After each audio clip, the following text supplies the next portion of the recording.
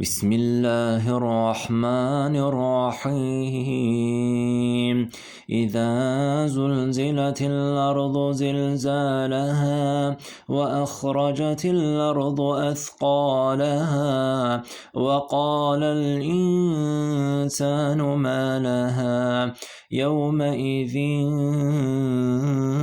تحدث أخبارها بأن ربك أوحى لها يومئذ يصدر الناس أشتاتا ليروا أعمالهم فمن يعمل مثقال ذرة خيرا يره ومن يعمل مثقال ذرة شرا يره.